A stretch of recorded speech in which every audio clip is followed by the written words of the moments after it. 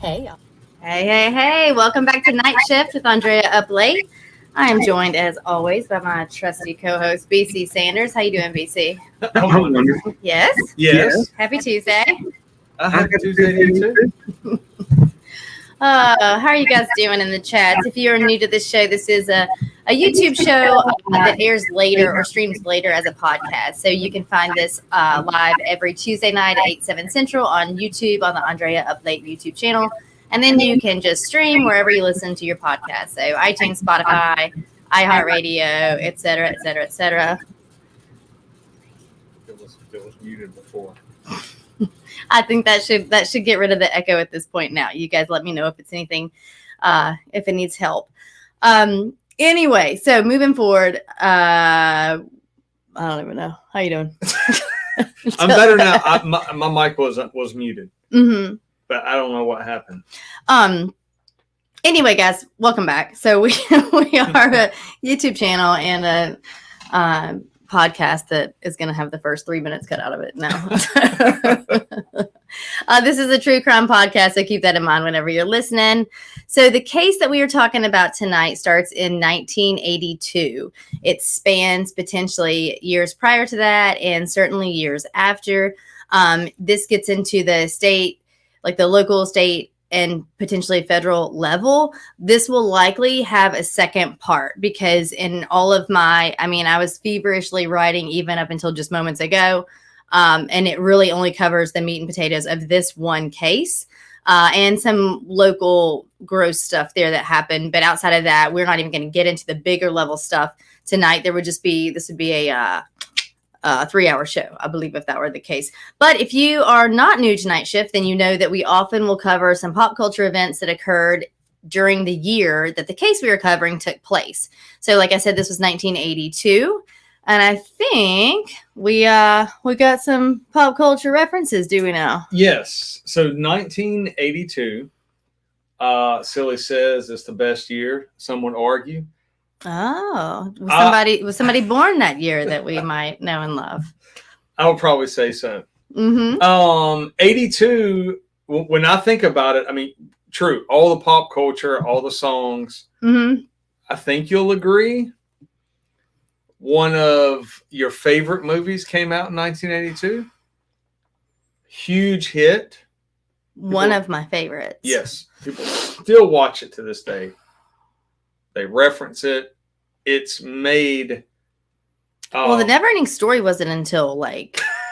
Did you say the never? Later, right? Yeah. Okay. Yeah. I don't know. I have no idea. I mean, I know my top two, but it's neither one of them. It's one that has made its way into other movies, other TV shows. People have cited that it was an inspiration for them. Bosco says Ghostbusters. Nope. It wasn't Stand By Me. Mm-mm. That was in 82. I don't know. Yeah. Terminator. I don't know. Ooh, good guess. Terminator is an incredible movie. It's not inspirational. Okay, what? It is too. Okay. And we're living it right now. It's E.T. Oh, come on. Extraterrestrial. Come on. Yeah. I still have my original E.T. stuffed E.T. from when I think that one was actually, I think it might say 82 on the tag, or it might even say like 83, but I've got a picture of me holding it then. I'll get a picture of me holding it now and we'll do side by side. Yeah. So 82 was E.T. Was the big movie. I don't know that too many others top that. Drew Barrymore got her start. She got her start. I had some other references for E.T., but UNC Tar Heels won the national championship. Okay. NCAA. And the freshman who showed out during that game. Who would that be? He's the greatest player of all time. It's got to be Michael Jordan. Of course. Yep. Freshman. Baby Michael. Yeah. Young. Yeah. But dominated. Then you get into toys. A lot of people could care less about this, but G.I. Joe, the small figures, in the cartoon came out in 1982, and then I think by 83, 84 it was like the top selling toy. The G.I. Joe toy. The G.I. Joe toy, yeah. yes. some of the hit songs in your world were Alabama, Loving the First Degree. That's a great song. I know. It was a hit in 1982. Well, it's going to be a hit this summer because they're coming here to play. Come on. Yes. Through the Years by Kenny Rogers. Would you like to give everyone a sample of that? You want me to sing Through the Years? Oh, yeah. Oh, yeah. Oh, you know what? I might do it. I just don't know if I can do it right now. You know, when I sing, it has to be spontaneous. You've heard me sing. Okay. So, I almost did it. Through the Years, Rosanna by Toto. Oh. 1982. So, Rosanna, Heat of the Moment by Asia. Oh, yeah. And Who Can It Be Now by Men at Work. Oh, that's going to be completely stuck in my head. Yeah. So with Rosanna from Toto and Heat of the Moment, I'm pretty sure I've got like some half siblings out there because that was my dad's like heyday when he was a bachelor. He played those records at the parties. Okay. You got more siblings than you know. Yeah. Dracar Noir was brand new, which I would never have thought 82. I think that's what my kid ordered off of wow. Yeah, I didn't know Dracar came out in 82, but it did. Your favorite Diet Coke? Love Diet Coke. Gas prices were 91 cents. Bread was 50 cents a loaf. And the other two movies that just kind of stood out, Fast Times at Ridgemont High. Oh, that doesn't just stand out. That's it. Yeah, that's solid. That was a big one. And then Poltergeist. We just talked about it today. Yeah. As a matter of fact. And then the last thing Cheers and Newhart debuted in 82. I've told you this before, but I love Newhart in like a weird kind of way to be the age I was. Like, so it wasn't in 82, it was later, but to be a young girl, it's such an odd show to think a young girl would like. It's flat. There's not much to it. They're at an inn up north. Like, loved it. Couldn't get enough of it. I loved every time it was on. But 1982 was, you and I've talked about it. That was the Tylenol case. Ooh, might have that one as a show one night. Okay, well then I won't. You can talk about it. I mean, I'll just say, I think there were 2 incidents when I was a kid, but that one stood out because 7 people died in Chicago. And then there's a whole lot that I don't want to get into because you're right. We probably should do. We should. Yeah. But for kids, that was, or at least for me, that was terrifying to assume that something came off the shelf that was going to kill me. It could be random. It could be, some off-brand Lucky Charms that we had. It could be Big K Cola. I was going to say. It could have been anything. So, I won't get into that. There were a lot of details I was reading about earlier that I did not know about. We've got the chat saying Cheers premiered in 1982. Yes. Yeah, Cheers premiered. Did you just say that with Newhart? I did say Cheers, but I said Cheers and Newhart real fast and Southern. Family Ties. Oh, come on. I feel like we've talked about Family Ties on the show before. I love Family Ties. Yeah, that was a good theme song too. Yep. Knight Rider and Silver Spoons. I did watch Silver Spoons. I didn't watch Knight Rider as much. I'm sure that my brothers probably did more than I did. I have to admit, my brother and I watched it quite a bit. Yeah. I did. I watched Silver Spoons. It would probably drive me crazy now. But I just always wanted the train in the house after that. Yeah, everybody did. And video games. Like arcade games. Yeah. And Menudo played his birthday party. Is that what you wanted? No, it's not. But that's just a little trivia for you. When I was a kid, we thought that was funny. Anyway. So, that's what I've got for pop culture. What do you think of that? I like it. Thank you for getting those together. For those of you who may not know, BC is a retired homicide lieutenant, so it's great to have him on the crime show here. He also hosts a separate podcast called the Disruptors Podcast with BC and Ski, where they cover kind of just anything. They're across the board. They do talk a lot of music and things like that, books, music, but it can be just anything in terms of humanity, cool careers, cool past, life-changing stuff. Yeah, I just posted an episode today that I did with Corey Flowers, who is 20 plus years doing police work in Greensboro, North Carolina.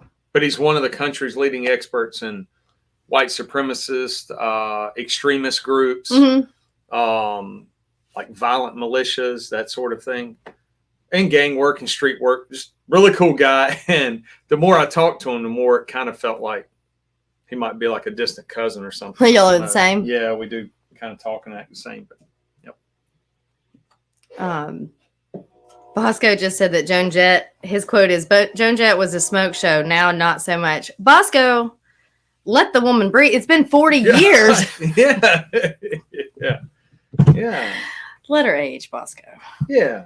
Also, if you guys are new here, like I said, we are a YouTube show, so you'll hear us engage the chats here and there throughout. So I say I've got about, I don't know, what is this? 15, 20 pages of notes here. So I think that we should probably get going. Right? Yes. I don't know if I can read close up with my glasses on now. I'm hitting the in between. Yeah, so am I. I'm getting close to the upside down. So we are going to talk, you guys, about Johnny Gosch. His name is actually spelled Gosch, Johnny Gosch. And excuse me, I think I titled it the kid on the milk carton, or the original kid on the milk carton. If you were of a certain age, you remember milk cartons had missing children's faces on them, and it would be their contact information, just like a missing poster you would see now. But it would be on milk cartons, and that made sense because they were distributed all around. They were in schools. They were anywhere you went. So Johnny was actually the very first face on a milk carton. If I'm not mistaken, he wasn't the first to be distributed nationally, but he was the first to go on. And this is due to his mother, which we will talk about, the things that she's done, the lengths she's gone to.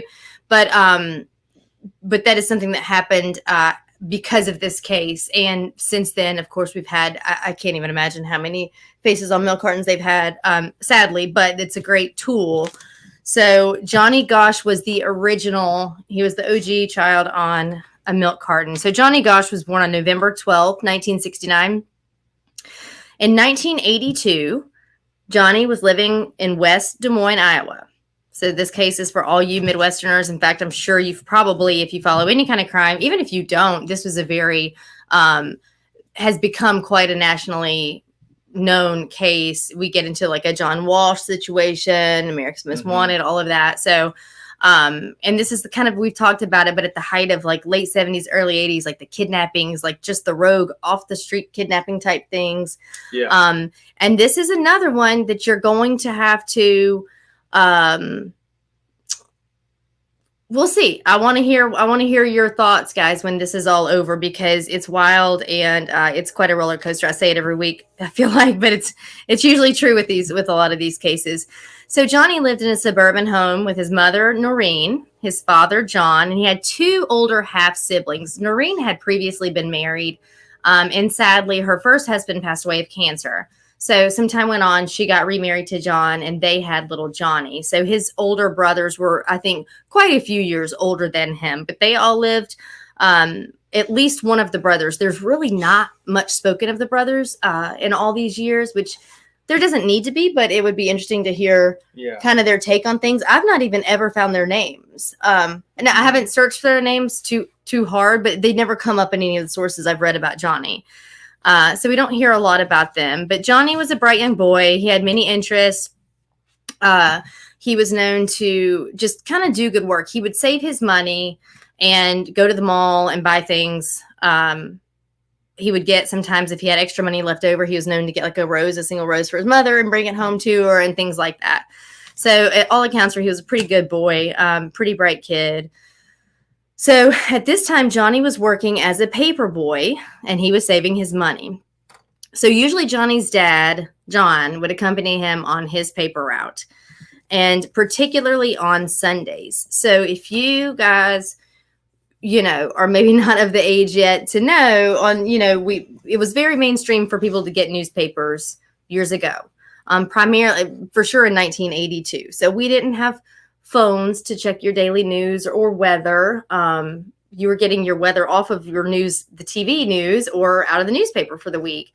Yard sales that would come up, any local articles. I mean, it was the news, right? So it was people who got their newspaper religiously wanted their newspaper every morning. But then on Sundays you had coupons for the week and extra ads and things. So I'd say a Sunday paper was quadruple the size, right, of the typical weekday paper. And so the Sunday paper was a big deal because even if you didn't get your paper often, like Monday through Friday, most people got at least just the one Sunday paper every week. So Sundays were a big delivery day. So like I said, Johnny's father typically accompanied him, particularly on his Sunday route. In fact, I think most Sundays he was there with him. Excuse me. So on this morning, Johnny went solo. He had asked permission to do so the night before, and sources differ on whether or not he had permission to go solo. But either way, he did. So on the morning of Sunday, September 5th, 1982, Johnny's older brother woke to go to work. He worked at an inn down the street. So before he left the house, between 5:15 and 5:30 or so, he checked in on Johnny. This was kind of their regular routine to make sure that Johnny was awake for his route. Johnny said that he was getting ready. He was starting to get up, starting to stir. So his brother said okay and told him bye and went on and left the house. Johnny then, by all accounts that we know, grabbed his red wagon. So you've probably seen old footage or in TV shows or movies of kids, with their bicycle and throwing the papers out of the bicycle basket. Well, Johnny on Sundays would take his wagon to load. He would have to go to the loading place to get his papers, and we're going to discuss that. So he grabs his wagon and the family dog, which was a Dachshund, a little wiener dog named Gretchen, and he left the house. So there's a neighbor that actually mentions hearing Johnny with his wagon around 5:45 or so. So you've got to think when you have, particularly in a quiet suburban neighborhood, you get used to certain sounds. And I think you do without even knowing that you get used to these sounds. You hear things all the time and they become routine. For instance, I used to have a mailman that would talk as he walked toward the mailbox. So you could be in the house and you start hearing a voice and know it's Pavlovian. Like you start hearing his voice. I'm like, oh, mail's here, and he's not even gotten to the box yet. These kinds of things. So Johnny's neighbor said that in the mornings like that, he would hear Johnny's wagon as Johnny took the cut through between a couple of homes, and it would hit some gravel. And he just knew without even thinking about it that Johnny's walking to his paper route. So we have his account there. Now, something to pay attention to, we talk about almost every week, depending on the decade, we have different ways to get witnesses, to get viewpoints, to get information. Technology changes so much over the years. In 1982, the technology piece wasn't there. So you only have eyewitness accounts, or in this case, he heard Johnny's wagon.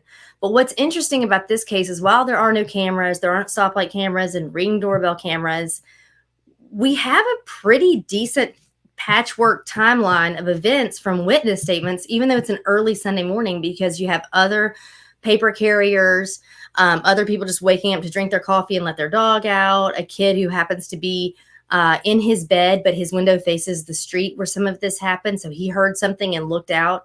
So this one is kind of amazing to me, the amount of people that do come forward as witnesses in this, given the time that it was. So per witness accounts, and we're going to break down these witnesses here in a moment, a car pulls up near Johnny. So Johnny's walking down the sidewalk. This car evidently was described as a two-tone blue car, possibly a Ford Fairmont, okay? The driver was described as a white male in his 30s, possibly having a mustache and somewhat dark complected, according to one of the police reports. All right, Johnny was on his way to a newspaper drop site when the man stopped the car, backed up, and he stopped again near Johnny and asked directions to 86th Street. I will put the map up on, I apologize, I didn't load them up here tonight. I'll put them up on Instagram, and you can look at all those pictures on the Andrea Up Late Instagram page. But in the span of about 10 minutes, the stranger in the blue car asks at least 3 different people for directions. Okay, so near the newspaper drop site, another stranger appears. So the drop site is where you've got to think all these papers come in like on a tractor trailer truck or however they do it there, but in a bigger vehicle, the bulk papers arrive. Depending on your route, you may pick up papers at a different spot, but usually it's kind of this one central hub. So all the paper carriers, that's how we get these witness statements. All the paper carriers come to that one spot at a certain time, load up their stuff, put the inserts in, roll them up, put a rubber band around it, or throw them in a sleeve, however it is that they're kind of put together, put them in their vehicle or in their wagon in this case, and then go about their route. So when you hear newspaper drop site, that's what I'm talking about. So this guy in this blue car asks Johnny again, I can't see, for directions. And now Johnny gets two other paper carriers and one adult. So two other boys and an adult, so that the man would talk to them. So we now have at least three different people this man has asked directions to, Johnny being someone he asked twice. There are a couple of accounts that the man might have seemed slurred, but then there's arguments that maybe it was a bit of an accent. That's something we can't land on, and we never really do, but those are just a couple of different accounts there. So we not only have the statements of these children who were there that morning, we at least now have another adult as well. Okay, so Johnny had mentioned that this man was kind of freaking him out. He just kind of didn't like this guy. He didn't want to be around him. So as Johnny walked north on 42nd Street, there's evidently a very tall man that was seen walking behind him. He kind of came up and around and slowly started making his way, pacing behind Johnny. And Johnny did not seem, per the witness account, to know that there was someone following behind. This is corroborated by another independent witness, and then there are some people who will say that the second man was unrelated at all. We'll talk about all of that. So there's a witness named Mike. Mike was 15 at the time. He was in high school, so he was a little bit older than Johnny. And not that children aren't reputable witnesses, but I think that it always helps a little bit when we put a little age behind something. He says that Johnny told him he was afraid of the man. And in total, when this is all said and done, we have 6 to 7 eyewitnesses. And I do think, would you consider that to be pretty incredible for a Sunday morning at 5:30, 6 o'clock?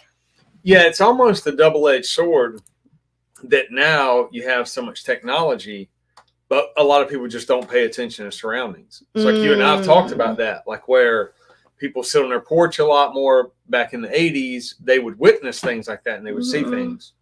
Now it's kind of, if you get lucky, you get ring cameras or traffic light cameras, that sort of thing. But everybody's pretty much got their head in their phone. So would you say that, and I don't mean like a solid police department, but would you say that now that you're saying that, it kind of makes me think about this. On one aspect, when we didn't have the technology, people are paying more attention. And then when law enforcement comes to interview, they're talking to every single person. Do you find that because we have so much more technology, law enforcement may rely on the technology more than verbal accounts sometimes? Yes. Like if on the lazier side, let's say, right? There's all different walks of life, but maybe on the lazier side. Yes. And the problem becomes that departments may start to lean on that, and then their officers get used to or getting conditioned to not looking for those witnesses, knocking on the doors. So if you don't have the cameras, you're kind of at like in that situation. It's kind of like I'm not used to doing this kind of work, this kind of footwork. Yes. And you want witnesses because a lot of times they can tell you what they hear, they can tell you the patterns, they can tell you that vehicle that you didn't get the tag of in the doorbell camera comes by here every day at 5 p.m. or 5 a.m. Right. I've seen it here for the last 3 days. Well, now you know where to set up at 5 a.m. Yeah. So, but a lot of people also discredit eyewitness accounts or discredit witnesses. So then the idea becomes, well, people usually aren't that reliable. People are reliable. It just depends on the person. So you do ask them follow-up questions about things. And if they say it was 8:20 when I saw it, well, how do you know that? Oh, I just looked at my watch, or I just sent an email and I remember thinking it's 8:20. I need to be at work at 8:30. Okay, well, then that's right. That's an example of being accurate, but yes. Well, so yeah, and so we've got 6 or 7 of them here, which I just felt like was a lot. So soon after, two other paper carriers see Johnny on Marcourt Lane. So Johnny stops pulling his wagon. A lot of sources say that he sat down or slumped over his wagon. That makes me wonder a couple of things that we'll talk about. But when the other carriers picked up their papers and returned, like from that drop site, right, and returned to the same place, Johnny's wagon was there, and Gretchen, the dog at that time, she eventually wanders home, was still there, but there was no Johnny. And the wagon still had the papers in it there. So Johnny was gone. So another witness, this is what I was speaking on earlier. It was a kid whose bedroom window faced out by that road that we're talking about that they're all walking on. He looks out his window. He said he heard something, which is what prompted him to look out the window. And he saw what he describes to have been potentially a silver and black Ford Fairmont running a stop sign, turning left on 42nd Street and heading north toward the interstate. So I've heard a lot of people get caught up on that. I don't really get caught up. Mm-hmm. Daybreak has barely approached. It's not bright and sunny outside. So if a sleepy kid looks out of his bedroom window and describes a Ford Fairmont, but just says that it's two-tone black and silver, someone else said a Ford Fairmont that was two-tone blue. I mean, do you get very hung up on that, or? Well, I would ask them if they know cars. Why do you say that very specific model? Because if they can articulate, because someone will say, I work in a garage, or I'm a mechanic, or I know. One was a kid. Right. So, because that one detail can cause people to only look for a Fairlane when it could be another similar make and model. I guess I'm talking about the fact that they said two different colors. Yeah, that's common. But to me, that's not a big deal since it wasn't even bright and sunny outside yet. Yeah, it's common to get someone saying a green car. Particularly black and silver and two-tone blue. I feel like that's neither here nor there. So that's what this kid says. Again, he said that he saw this car running a stop sign, turning left on 42nd and heading north toward the interstate. Okay, so if it's just approaching daybreak, like I said, I'm not really worried about the color discrepancy there. So about 2 hours after Johnny was last seen on the streets, the phone started ringing at his house. All right, so there were newspaper subscribers who were not getting their papers because Johnny had not yet delivered them. There are differing accounts as to whether or not Johnny even picked up his papers from the drop site, if he even ever got there. So people were saying that their papers had not been delivered. So again, I told you about people's dependence on their newspaper, particularly a Sunday paper. They're waking up to drink their coffee, maybe going to church, maybe not. And the routine would be to drink the coffee and crack open the paper. I'd be reading the comics or the obits from day one. It's kind of weird. Where I went with it. Yeah. But so they weren't getting them. And you've got to think it's not like large agencies like it is now, or, you know, everything's so different and kind of removed. They knew that their paper boy is Johnny Gosch. They have his home phone number, so they can call him with any questions or, you know, hey, don't deliver my paper this week. We're going to be out of town. I don't want neighbors to see papers piling up on my doorstep. So the Gosch home phone starts ringing. So Dad, John, gets the phone, realizes that Johnny's not been delivering the papers. He doesn't even necessarily know that Johnny's left without him yet. If you remember, Johnny wasn't necessarily supposed to be going solo that morning. So he gets up, realizes Johnny's not home, and just goes to find Johnny on his route. We're looking at a very small, like 5 to 8 block area in a walkable distance from the home. So John had walked this route with Johnny multiple times, so he knew exactly where to look for him. Now, this is where it differs. It doesn't make that big of a difference in the case, but there are different sources, all reputable, but that say kind of different things. We either hear that Dad went and got the papers, continued to deliver the papers. He just, you know, took them where he knew the route, took them where they needed to go. I think it was like 40 to 50 houses. So for him, that would have been pretty quick. And then went home to probably think that he was going to find Johnny at home for whatever reason. And then some accounts say that he just went out and looked for Johnny, didn't find him, and go home. Either way, he finds the wagon, so he knows that Johnny's not with the wagon. By now, the dog has gone. She does make her way home, if that's something you care about. But however that's looked at, he does eventually come back home to realize that Johnny's not there. And he tells Noreen that they need to go on and just call the police because he doesn't know where Johnny is. So she did. And when she calls, it takes them about 45 minutes to an hour to get to the house. So local law enforcement arrives. At this time, in 1982, 72 hours was required to pass before you could file a missing persons report.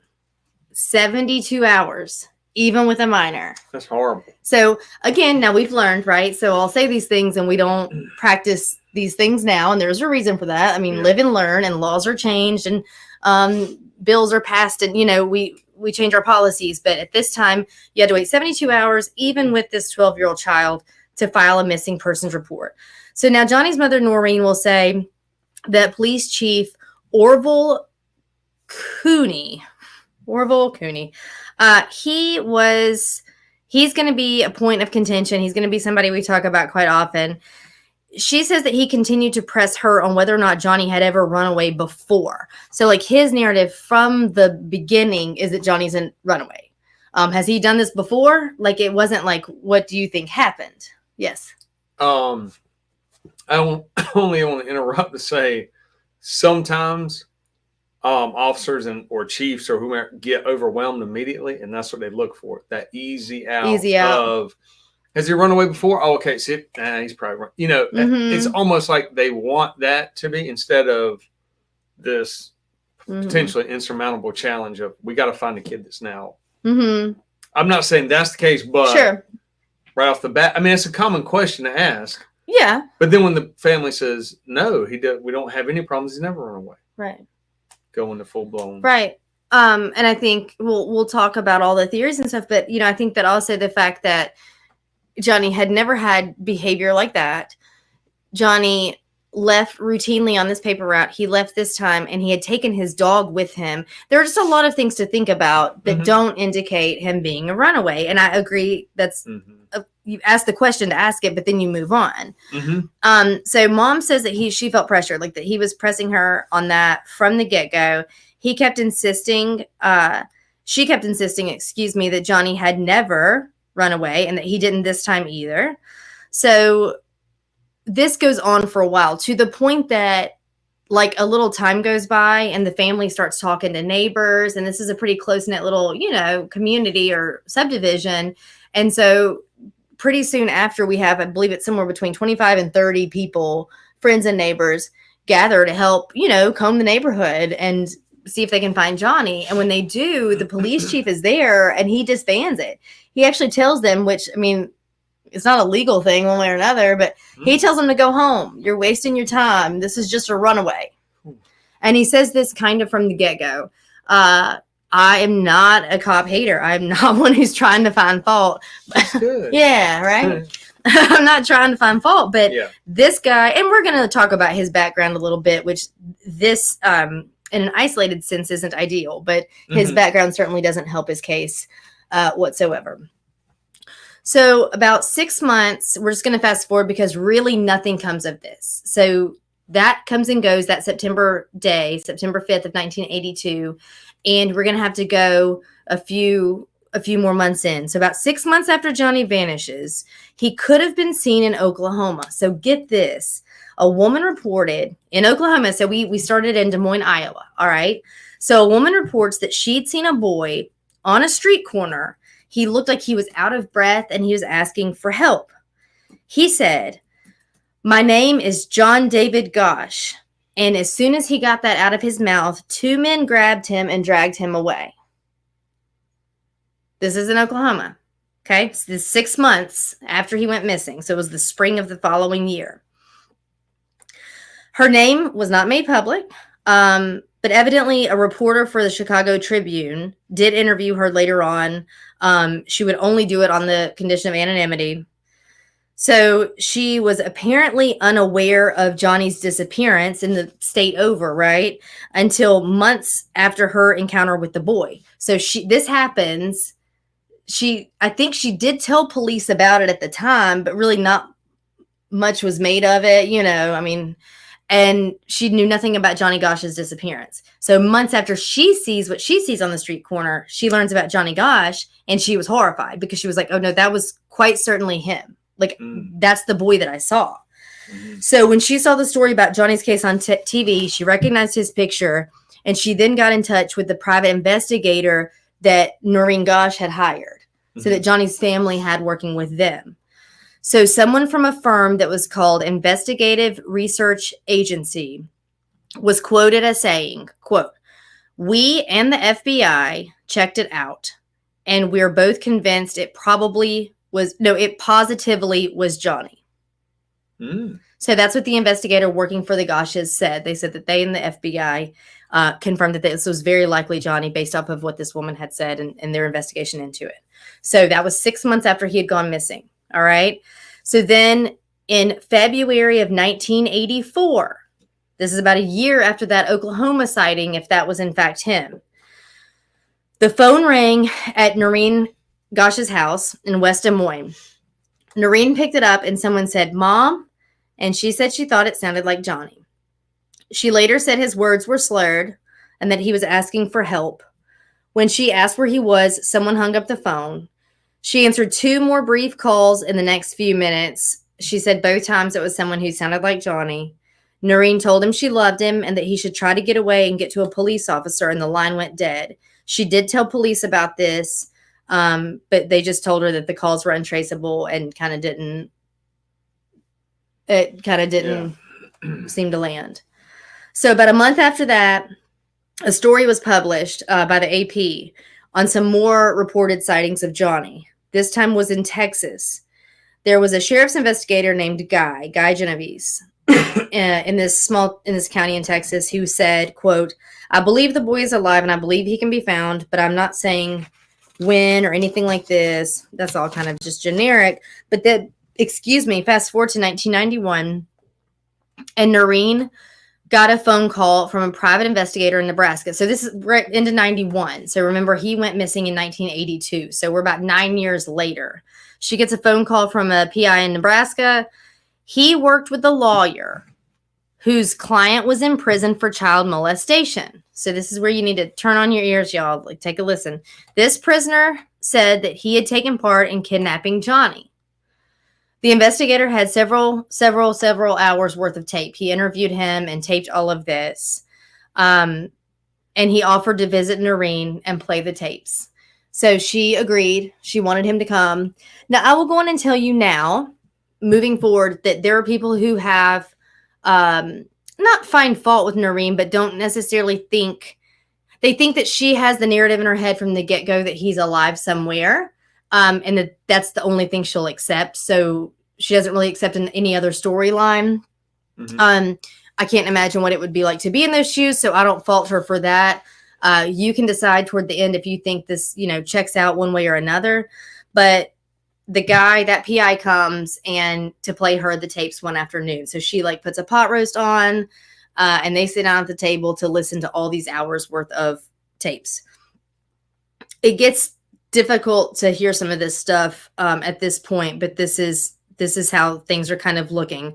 Like I said, it had been 9 years now since Johnny had disappeared. The man on the tapes was named Paul Bonacci, or Bonacci. It's Bonacci.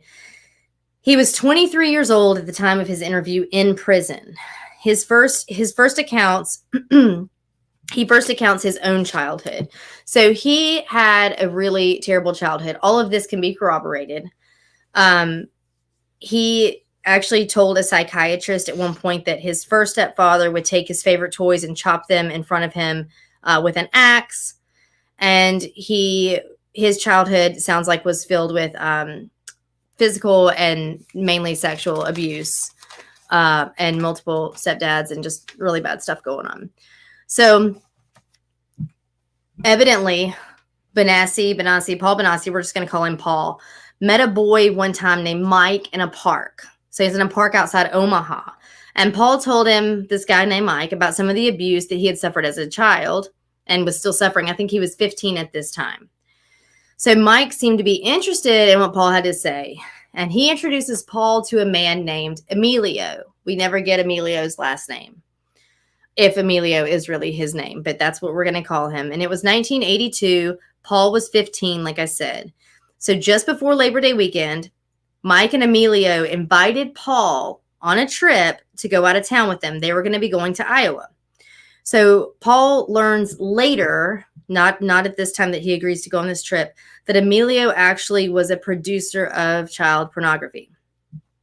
So he fell out of bad hands into worse ones, it sounds like. Again, you guys, Paul is the prisoner who said that he took part in Johnny's kidnapping. This is 9 years after Johnny went missing that Noreen is starting to hear of this. All right. So he agrees to go with them on this trip. Again, he didn't yet know this about Emilio. So evidently the account that we're talking about was actually sworn testimony that Paul had given at a court hearing in 1999. So in September of 82, he said that he accepted the invitation to go on that road trip with Mike and Emilio. They stayed at a hotel on the west side of Des Moines. Another man came in and he held a paper bag full of photographs. He said, "This is the one," and he pointed to a picture of Johnny Gosch, meaning the man who walked in that hotel room, said, "This is the one." And he held up a picture of Johnny that he had. Paul says that he wasn't sure to that day exactly how Johnny was chosen, but he said, quote, "A lot of it had to do with the fact of the way he looked, because of the color of his hair and his eyes and everything. It was going to make them more money, I guess." So that's what Paul says. He says that once he realized he'd been drawn into a kidnapping scheme, he tried to back out. So he realizes now he's in this hotel with now these three dudes, one of them for sure a stranger, two of them essentially strangers, and he realizes he's gotten himself in with some really bad guys. I mean, they're pulling out Polaroids of kids, they're picking a target, and now he realizes he's a part of a kidnapping ring of some sort. He tries to back out, but he said that, quote, Emilio took me for a little drive, stuck a gun in my head on a dirt road, and told me I either did this or he was going to blow my brains out right there and then. This kid's 15, y'all, and he came from hell. He came from a horrible household, and here he is. So Paul agreed to help with the kidnapping. He had no idea what would then ensue. Okay. So back at the hotel, the conspirators rehearsed everything. They talked about 3 different vehicles, 6 or 7 different people that were involved. They even used chairs to serve as like models. So they like for seats in a car, so they could like plan out exactly where they were going to sit. This was not lackadaisical. This was not something that happened rashly. This was very, very planned out. And it sounds like this is not a first rodeo, you know? So Paul and Mike were going to be in the back. The driver would pull up next to Johnny, ask him a question, and then drive around the block. This was their plan. Then Paul would get out and ask Johnny a question. He was small and he was non-threatening. Paul, that is. Johnny was actually kind of tall for his age, but so he said later that children are sometimes frightened by strange adults, but, quote, when kids your own age are talking to you and stuff, you normally are not frightened by them. So he knew that their plot was to use him as a lure because Johnny would not freak out and he'd probably be able to get answers from him. So Paul said his job was to lure him or get him close enough to the car to, quote, where we could get him in. So this was September 4th of 1982, right? That would have been the day before Johnny went missing. The next morning, per Paul's account, they head to West Des Moines. They locate Johnny's route. Paul says he got out and asked Johnny a question, and he said a man named Tony pushed Johnny into the car, and Paul's job was to incapacitate Johnny by placing a chloroform-soaked rag over his face. They drove away. They switched Johnny from this vehicle to a different vehicle. Paul states then that the kidnapped car continued east toward Chicago, and a station wagon that they had just put Johnny in went south. Paul says that they used the cover of crops. It was September, right? So it's the end of the season. The corn is tall. So they used the cover of the corn to transfer Johnny into a van that would then drive northwest to a house near Sioux City. Paul says, quote, that night at first Emilio, this is tough stuff, guys, to listen to, but he says that night at first Emilio and this other guys went into town to drink. This is, again, a court transcript. He says they left me, Mike, and Johnny in a room that had no windows on it. They locked us up from the outside of the room and stuff. They locked us all three in this room. And that night when they got back, they ordered me and Mike to do some things with Johnny. And they filmed it so they could sell the film or whatever it is they were going to do with it. So Paul said he was then driven back to Omaha the next day, but they had Johnny stay behind in Sioux City. He says, quote, and then a couple of months later, I got a chance to take a trip out to Colorado, Paul said. And that's where I saw Johnny Gosch the second time.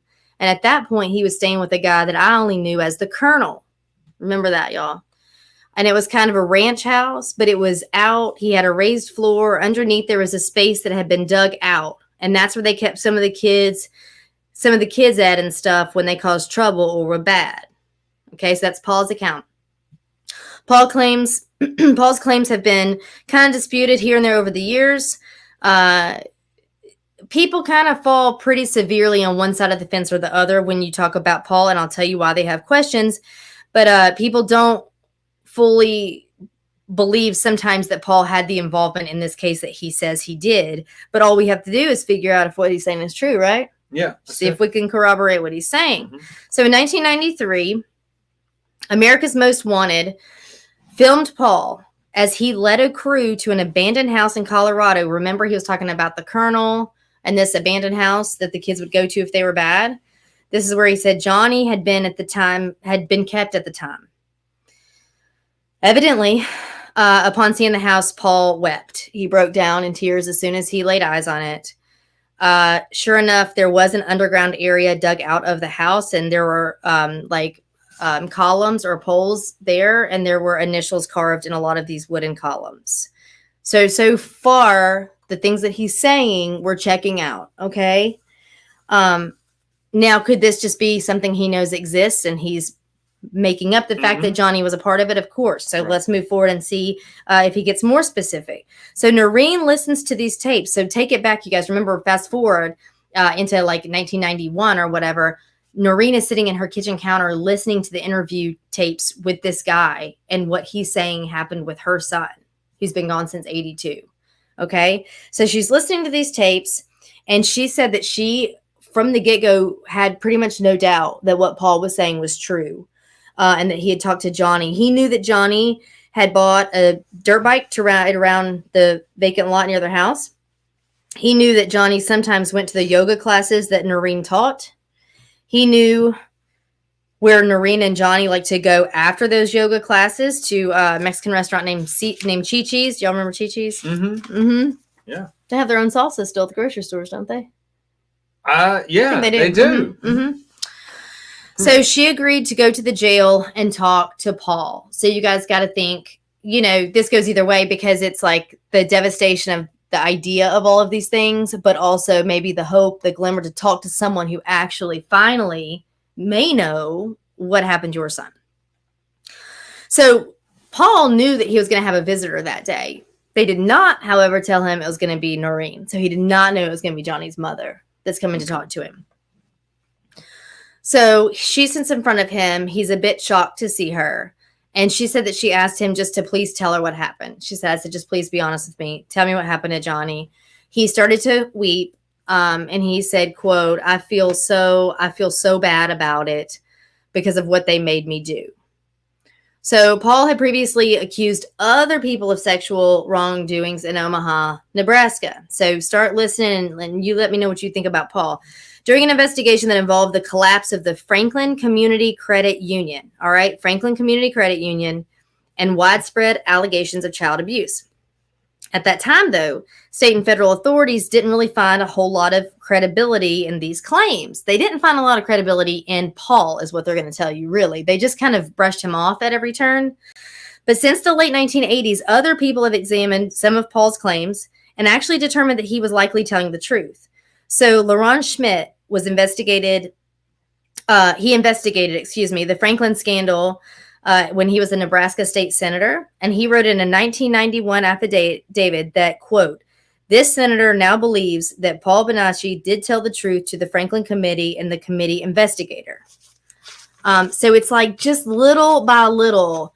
It's kind of like if the media says something that's untrue and then they find out that it's true.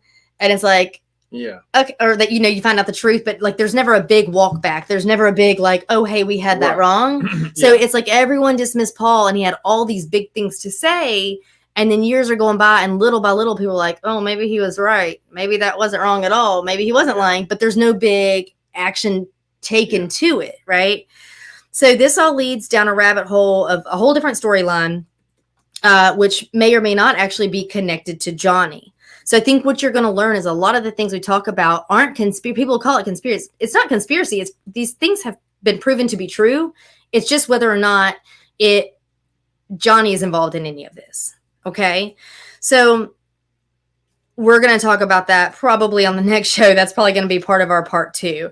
But when Noreen spoke with Paul, she actually did fully believe him.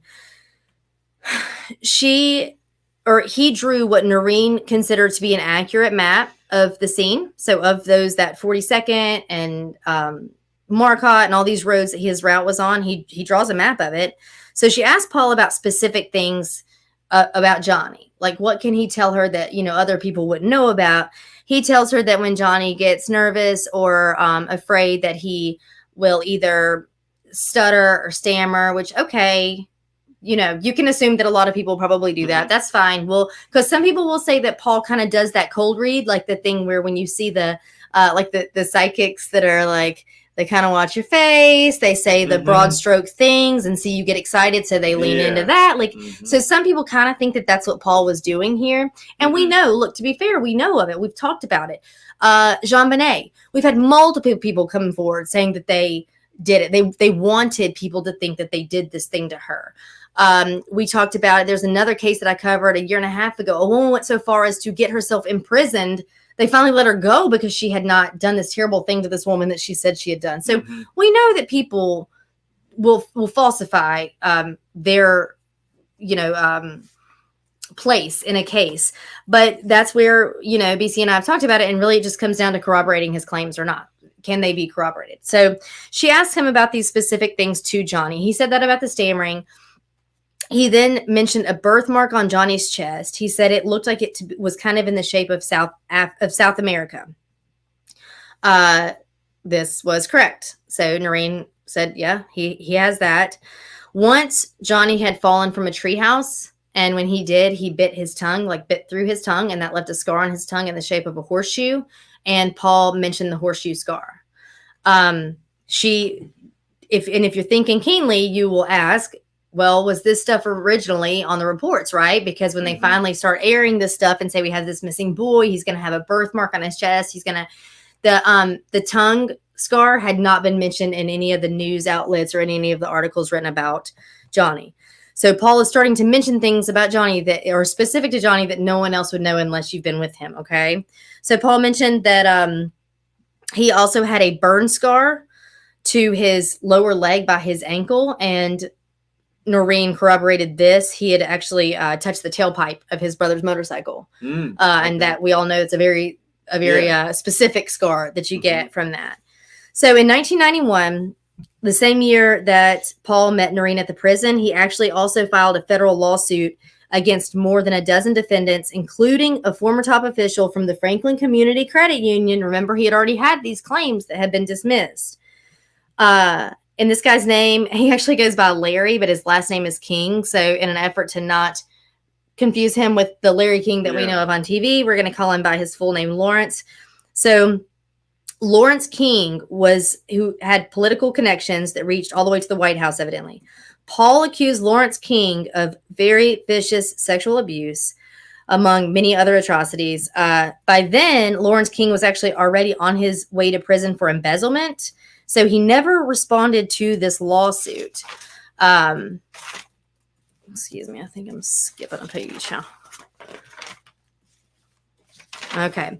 So between December of 1980 and 1988, the complaint alleges that the defendant King continually subjected the plaintiff. So they're saying that Lawrence King subjected Paul to repeated sexual assaults, false imprisonments, infliction of extreme emotional distress, organized and directed satanic rituals.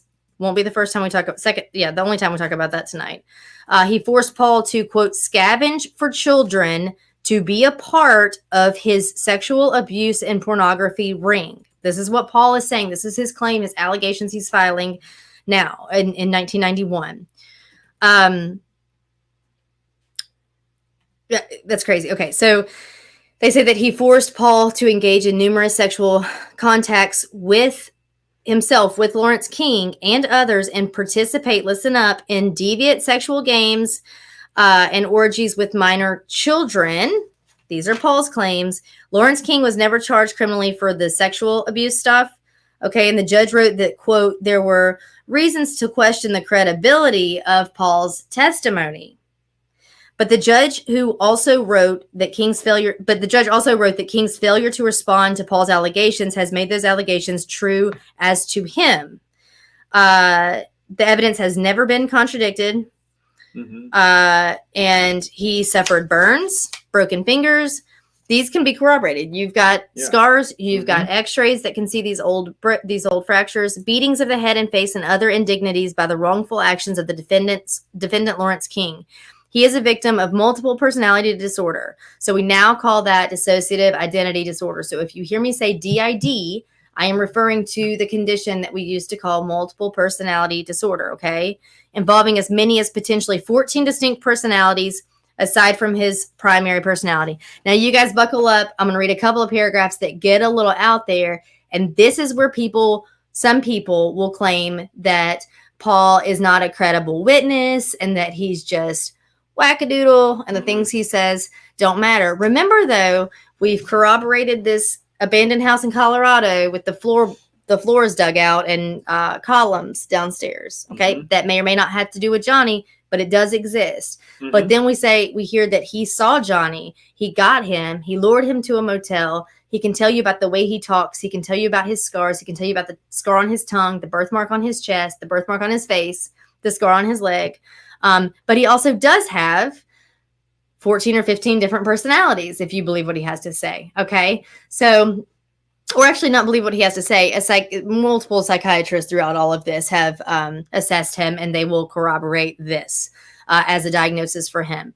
So does that then deem him not credible to you? Or is it going to be what we can prove? It's always what you can prove. Right? Yeah. So the same thing with that house. Then you do your investigation on the house. Who owns it? Who lived there? What the neighbors say? Are there any open cases in that jurisdiction? Sorry. No, please. Yeah. I mean, that's exactly what I want you to talk about. So this is where it gets that we're going to get a little sideways with Paul and his personalities for a moment, but I wonder how sideways it really is. So in a deposition for this case, Paul gave an explanation for his condition, like I said, now known as dissociative identity disorder. So at one point, another personality surfaced, and this other personality that was then known as West Lee was actually sworn in separately, like as a separate witness. Okay. Which actually I think is pretty genius. I don't know if that's mainstay. I don't know what court testimony normally looks like with a multiple personality. I was just thinking I want to read some more about it. I do too, because that's interesting, and I feel like that's fully genius. Because if he's lying or if he's making this stuff up about the person, like, that'll come out. You know what I mean? But if not, you're engaging with them separately as in his head he perceives them to be. Yeah. So Wes Lee said that he'd been created by a secret government program called Monarch. Trust me when I say I am fully aware that this screams mental health, the paranoia. I fully understand that, but just hear me out. He said this program involves sexually abusing children, intentionally splitting their personalities and using them in espionage, with missions that included entrapping and sexually blackmailing politicians. This program's existence has never, ever been confirmed. An attorney who questioned him called it preposterous. The FOIA acts have been put out there, the Freedom of Information Act request to obtain any documents that revolve around this potential Monarch mission that Paul is talking about to the CIA. And the CIA has said that they haven't found such records. I mean, honestly, also, if it exists, the CIA is not going to tell you they found the records. But either way, there have been requests for those documents. But in his sworn testimony against that Lawrence King that I told you about, Paul said that Lawrence King had been both a target of Monarch, that is, like someone who was going to be compromised sexually, and one of the people who controlled Paul in sexually compromising others. So according to a court transcript, he said that Lawrence King brought him to parties in Omaha, in Washington, D.C., and elsewhere. He said, quote, if they wanted to get something passed through legislature or whatever, he would put some people that were against it in compromising positions. He told the judge this in 1999. He didn't show any proof at this time of this allegation, but he said, by using us boys and girls. So he's saying that this Lawrence King used Paul and other teenage boys and girls to talk to politicians. So the judge actually says, was this by your being the sexual partner of that person? Judge Urborn asked, and Paul said yes. So per his allegations, Lawrence King would bring himself in, other teenagers, get these politicians in who were not wanting to pass whatever Lawrence King was wanting to pass there in Omaha, have these little gatherings, these little parties. They'd be engaging in their sexual stuff with these minors. They'd always film it. They'd always get pictures. And then that would be the blackmail to get their legislation passed. This is Paul's account. Okay. So if it could get more interesting, after that hearing, there was a man named Rusty Nelson. That sounds like a country music singer in 1994. There's a man named Rusty Nelson who also testified. He said he'd been a photographer for Lawrence King and that King obviously was into, quote, pimping gay prostitutes and children too, basically for influence purposes. So now we have a guy who was a photographer for Lawrence King who is corroborating what Paul said. He's saying, yeah, like he hired me to come take these photos at these gatherings, and he essentially was like pimping out these kids to these politicians. So, I mean, he's saying exactly what Paul said. He said, whether it be politicians or whatever, and it says that Rusty said that he knew who Paul was and that Lawrence King, quote, wanted me to take pictures of Paul, various other children, or various other people in compromising position, sexual type things. Again, he is parallel with Paul's story. He's saying everything he said. When Rusty was asked what happened to these pictures, he said that Lawrence King, quote, has a lot of them. Others were given to a guy, Gary Caradori, who was an investigator who died in a plane crash while he was looking into allegations of child sex abuse in connection with the failure of that Franklin Community Credit Union that Lawrence was a part of. Rusty said the FBI had some of his pictures, and he said that the police in Oregon might have some of his other pictures, like that he's turned these photos over, that were like the proof, right? Like the blackmail photos. So some journalists inquired about this claim with the FBI and with the Oregon State Police. Both agencies said that this journalist was going to have to file requests to get this information. The FBI then refused to confirm or deny that it had any records on Rusty or any of these photos. And the Oregon State Police said it did have records on Rusty, but declined to release them because the records related to child abuse are confidential, which makes me feel like they have these pictures that he's saying that they have. And Rusty said, quote, one of the pictures that may be in those is going to be of Johnny Gosch. You guys listening? Whew. Okay. So, I mean, he may be mentally not stable, right? Correct? That does not mean what he's saying is untrue. We can have both of these can be truths. Okay. So now let's fast forward a little bit. So we were moving on to 1997. Remember, Johnny went missing in 82. So by now, Noreen and John have divorced. It was kind of under the weight, as you can imagine, of like this trauma of Johnny and all of this. So they've gotten a divorce. Noreen has moved into an apartment now. Johnny had been missing for almost 15 years at this point. She said she was sleeping on her bed one night. Listen to me. All right. She was sleeping on her bed one night and she woke to knocking at her door. She looked out the peephole and saw two men standing there kind of in the hallway, if you think of like a breezeway of an apartment building. She said one looked like Johnny to her immediately. His hair looked different. It was darker, but he looked like Johnny. She asked who they were, and one of them replied, "It's me, Mom. It's Johnny." She said she began shaking. She said she knew his eyes immediately. She said that, your eyes don't change, is what she said. He was older now. He would have been 27 at this time, if that's in fact Johnny. And she said, your eyes don't change. And she said, those are my Johnny's eyes. She said that they came inside. She said that she was just kind of looking at him astonished, and he was afraid that she didn't believe that he was who he said he was. And he opened his shirt to show her his birthmark on his chest. And she said she knew for sure without a doubt then. So the other man didn't say much. But this is where it gets a little weird, right? So evidently he and Johnny would sometimes exchange glances, and she had the feeling that this guy was kind of controlling Johnny's narrative, kind of just as much as he could say. So when she asked Johnny where he'd been living, he looked at the other man, who shook his head no for him not to answer that question, and Johnny did not answer that question.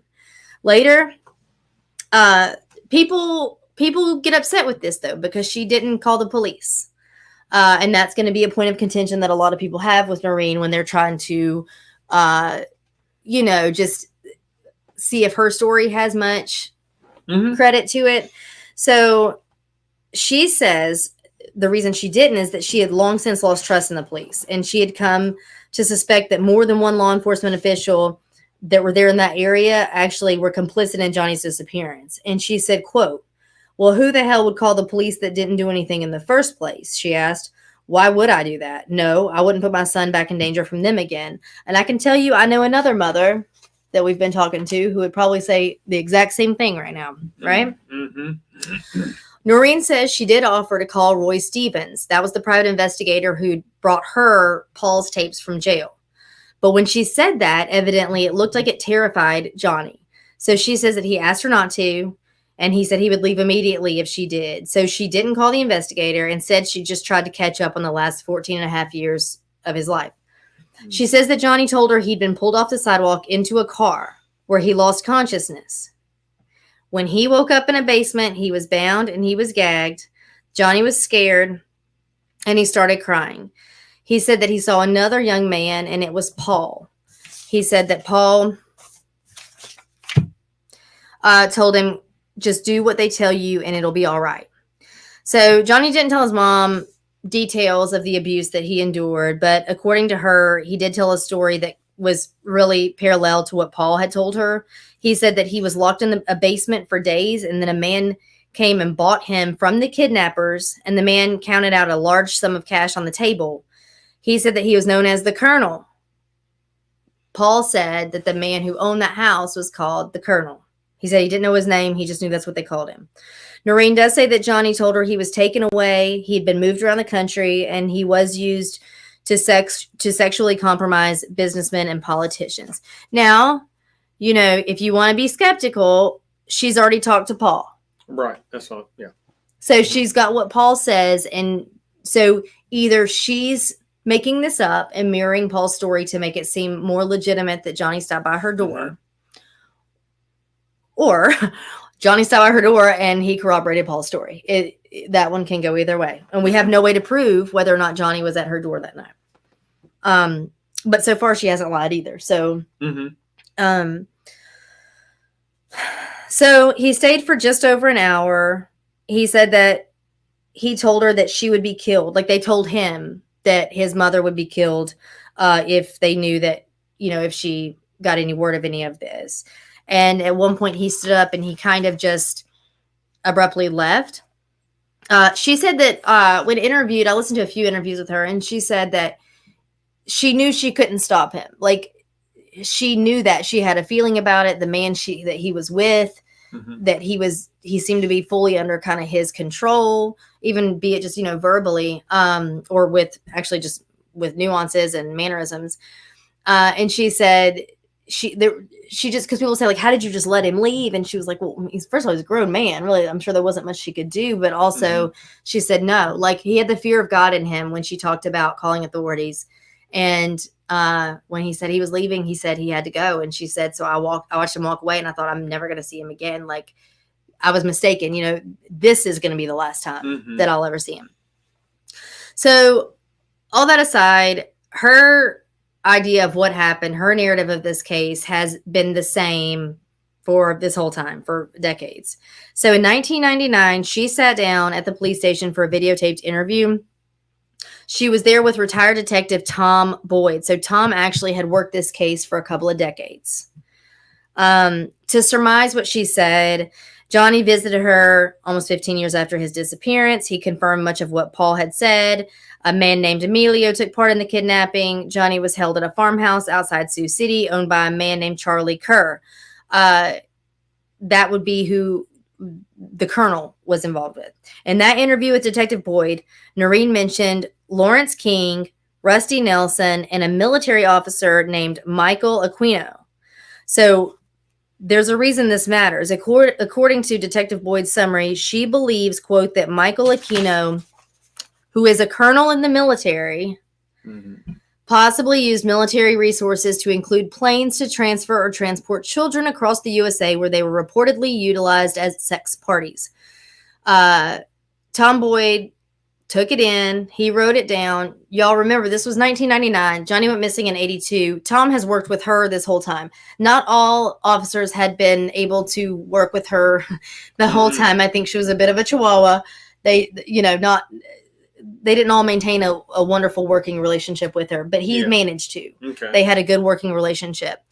And so he says, the detective said, quote, she's told me so much. He said, I've had so many lengthy conversations with Noreen where topics just start branching out everywhere. But Noreen was just always talking of things that couldn't be investigated. And he said, like Johnny coming to her house. I want to get your interpretation on this. He said, I could investigate that, really. I mean, it's 2 years later. What am I going to do? A door-to-door canvas now at that apartment building and see if anyone remembered the evening or early morning of whatever March something? It's just things that I couldn't follow up on. It that I couldn't prove didn't happen. But I also couldn't prove they weren't legit. So there was always this open gray area where I can't say it didn't happen. I can't say it did. And that's how a lot of this investigation has been for me over the years. Do you agree with that? There's always something you can follow up on. Even if it leads to nothing. Even if it leads to nothing. Right. In that era, I would say they could still pull calls for service. 911 calls, that sort of thing. You get lucky because you're actually out doing work. So if, and I'm not criticizing, I'm just saying if a detective were to follow up on something like that, it sounds like there's not a whole lot to do. But if you pull calls for service, somebody across the street may have called and said, hey, there are two guys sitting in a car near my neighbor's house. And my neighbor years ago, her son was kidnapped, and I just worry about her. Can someone check out this car? It's a very strange car. This is the make, model, tag number. This is the description.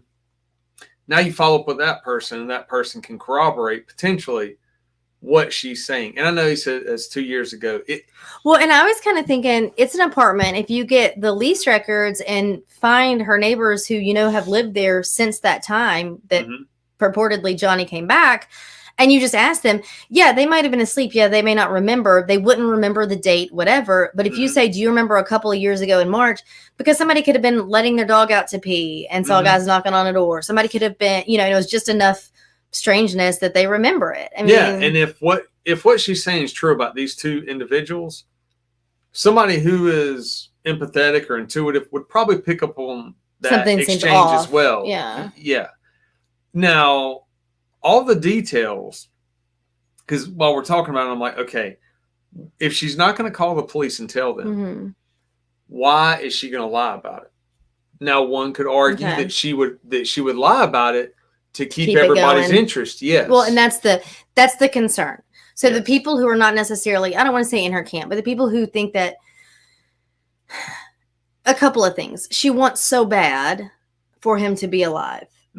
At any kind of way with any kind of story attached to it that she, you become, I'm not calling her delusional, but there are people who almost think that she's just really grasped on to this storyline and really followed this narrative. And either become delusional or believe. A lot of people say they don't really believe her, but they believe that she believes these things to be true. Yeah.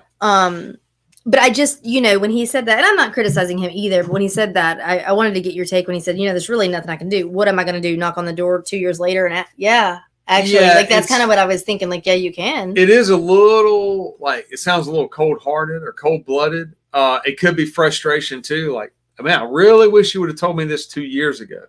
If I knew it then, I could have potentially done a lot more follow-up. I'll also say that, at that age, and I know we've talked about like conditioning, and it's almost more like a cult-like thing, or like a grooming, and you take someone from a young age and then you begin to control them. And who knows?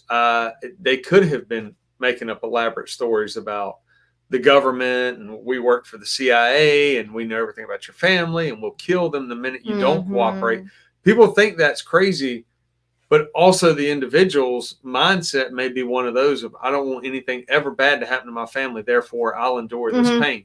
Some other personality types are like, I'm going to figure out how to get a screw out of the wall or something. I'm going to jab it in this person's jugular, and I'm going to fight my way or escape. Or whatever. Everybody's a little different. Right. Yeah. So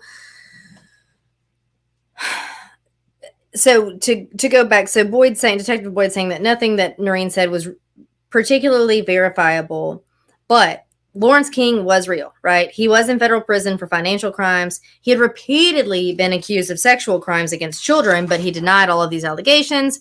Rusty Nelson, that photographer, was real. He had actually just testified in Paul's case against Lawrence King in federal court. Charlie Kerr was real. He had previously been accused of sexually abusing a minor. This is the guy who evidently owned that home, the abandoned home in Colorado. Okay, he's real, and he had been accused of sexually abusing a minor separately, like independently of all of this with Paul and with Johnny. He died actually in 2004, by the way, just a little side note. So a retired sheriff's investigator named Dave Keos said that he'd served a search warrant on Kerr's house in the 1990s to get information about the Johnny Gosch case. He said he found an odd combination of Disney films, pornography, and what appeared to be love letters from boys. So we have that Michael Aquino. Do you remember him? The U.S. Army Lieutenant Colonel. So shall I say it again, Colonel? Do you remember what the nickname was that Paul and potentially Johnny said of one of the guys that was a handler was the Colonel, is what they called him. So Army Colonel Michael Aquino was real as well. And before his death by suicide in 2019, he'd been a controversial figure. He was accused in 1987 of kidnapping and sexually assaulting a child as part of a major scandal at the Army-based daycare center. This was 7 years after Johnny went missing. He denied the wrongdoing. He wasn't actually even criminally charged, but evidently, according to a judge's subsequent ruling, Army investigators found, quote, there was probable cause to title him with offenses of indecent acts with the child, sodomy, conspiracy, kidnapping, and false swearing. But he was never criminally charged. And I'll have to admit, this is Detective Boyd speaking now, and I'll have to admit I'm guilty of not taking some of that too seriously, he says. I didn't look into this Aquino character until much later, and I realized his satanic cult-type worshipings, things of that nature. Detective Boyd said he is sure Johnny was kidnapped. He doesn't know who did it. It's hard to know what role, if any, people like Kerr and Aquino played in his case.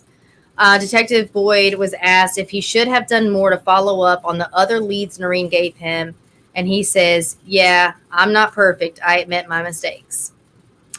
So we also have Paul. Don't forget Paul and all of his personalities.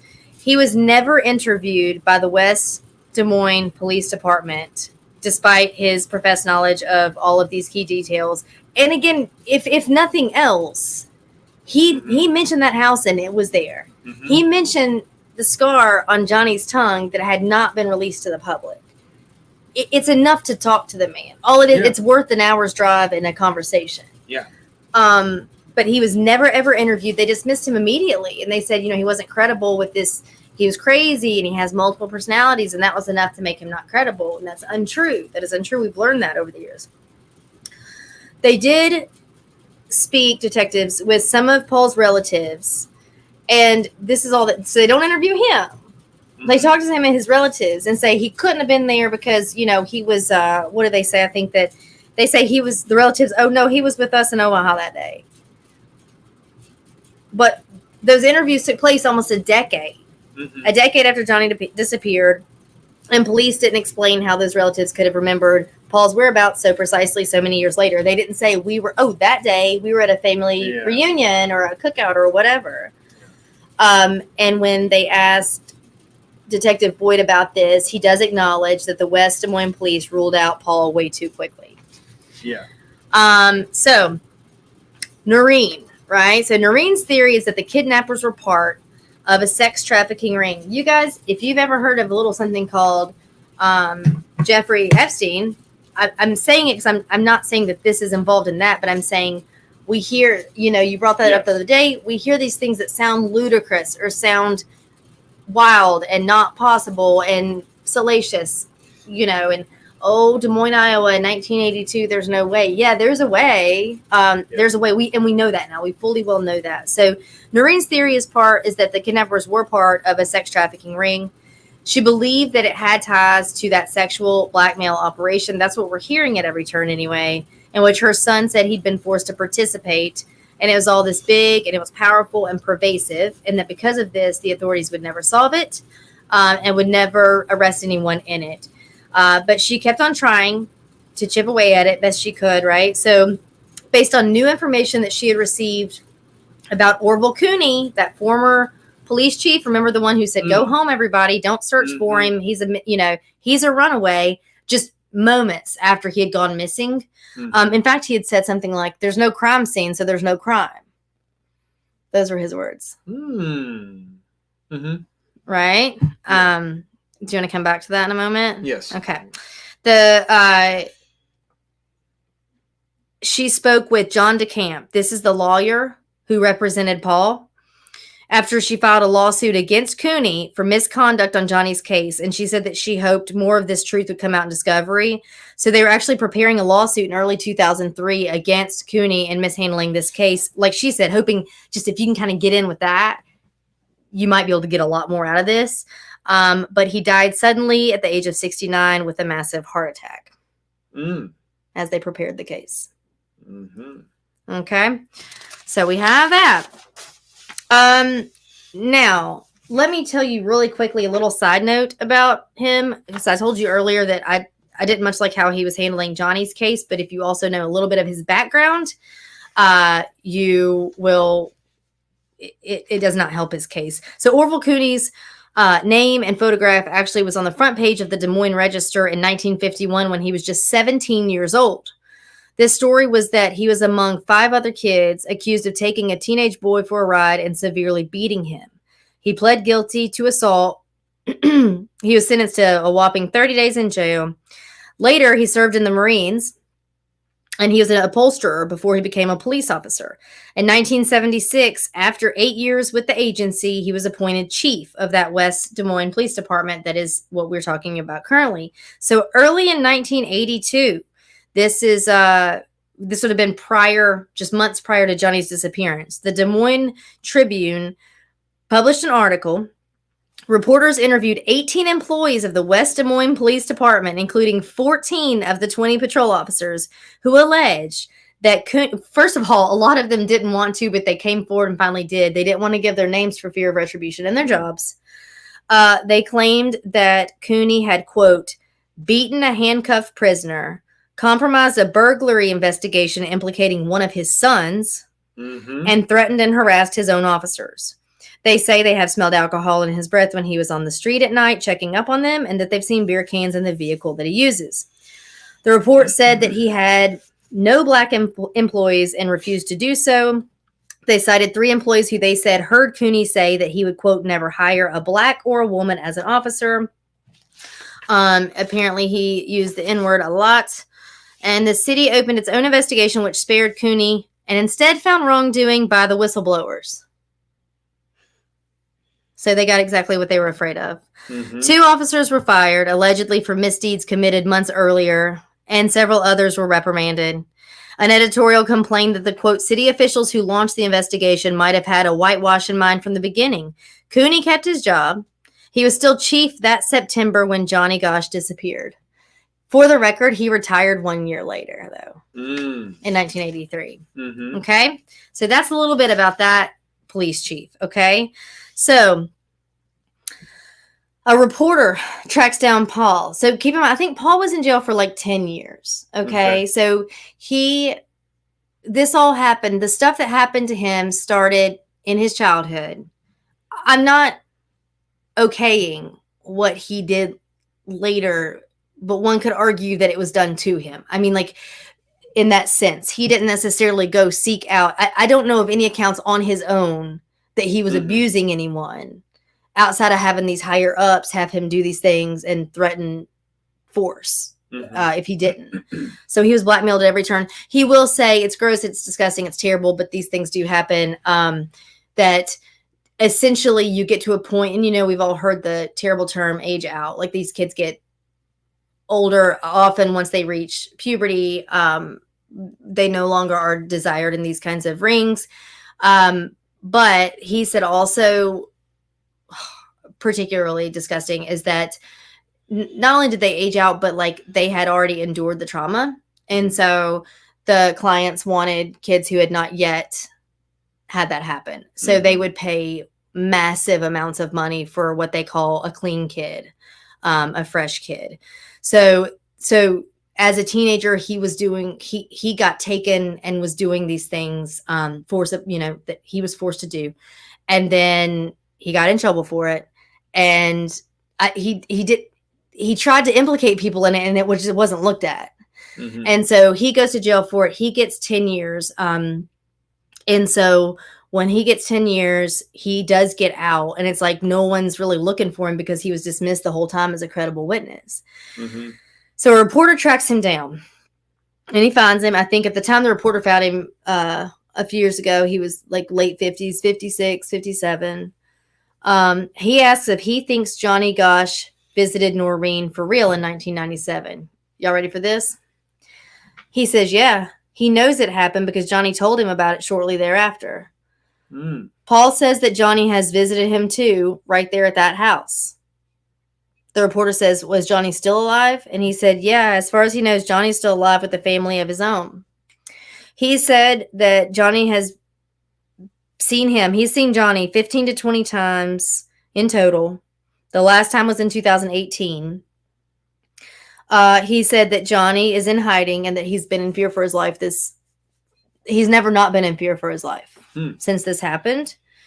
Paul does seem to think that Johnny would be killed if he relocated. Now, to that point, I don't know why Paul would not suffer the same fate. You know, I'm not sure why, if you're looking at that. Yeah. Paul is now married, but here's where it gets continually weird. He's married and had a daughter, I believe. And his wife says that actually Johnny brought them a car seat at the birth of their first baby. So his wife is saying she saw him, or at least who she believes to be Johnny. And then Noreen got remarried to a man named George. They spend half the time, I think he's got a sailboat, some kind of boat. They're on the boat a lot. But Noreen's husband, George, says, yeah, he's met some of the other victims because they stopped by. She will say now, it's kind of a kooky term, but she'll call herself she considers herself like the godmother of some of these victims, because over the years, there have been boys that have grown up that have sought her out and said that they knew Johnny and said that they were a part of what he was a part of. So if you think she's just wackadoodle and she's like almost gotten to a point of delusion where she believes these things to be true, her husband, George, they say during this article that he's kind of working on the boat and he'd occasionally look up and talk. And yeah. And he'd say, oh, yeah, I've met some of those boys. And he'll say that the first time they come over, because often they'll continue to visit, and have dinner or whatever. And that when they come in, they first have kind of wide eyes looking around, but they know they want to talk to her. So now you've got Paul's wife saying she saw Johnny, and you've got Noreen's husband saying he's seen the victims. Mm-hmm. But it's so weird. It is. And I would be interested to know if there's any other rings that actually have been proven to operate that way. Oh, okay. In which victims grew up, but then don't go back to normalcy. Right. And never go back to, yeah. Mm-hmm. The reason I say that is it's, Paul can keep the lies going if that's what they are. Mm-hmm. And if someone says, well, did you know that Johnny went and visited his mother? Then he may say, yeah, I knew about that. And then give a little vague details like we talked about. Or if you just say, hey, when did he die? And you say it very confidently. Then if someone's lying a lot of times, then they feed off of that. And they're like, oh, yeah, I remember. And then they could be making up something.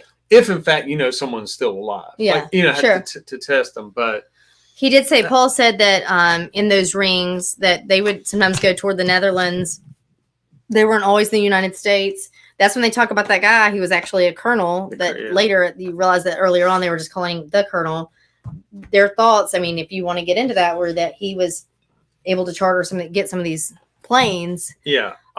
Also, you have to wonder, how does Paul have all these intimate details and names and how they're operating? Well, he didn't. Now, keep in mind, he did not have the names.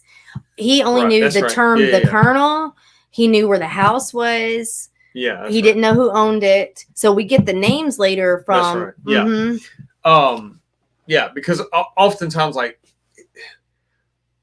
Paul could be giving, but he could be giving like 80% truth, and then he may exaggerate the other 20 just to keep people listening because he may think, well, they're not interested, or they're not, Well, the names that he did know, he said were part of the Lawrence King stuff, the Franklin community stuff. Yeah. And he knew Lawrence King because he had personal dealing. Like Lauren had beat him, raped him. But he said that Lawrence was at the top of it. Now, there's stuff that we'll talk about if we do this part 2 that he'll say he didn't know. And he'll say, I was never privy to that. Okay, the names he knew were names that he knew were involved because he was at these parties. Yeah. And then you've got separately, though. So now you got to think if Paul's lying, somehow now we've got a crazy photographer guy.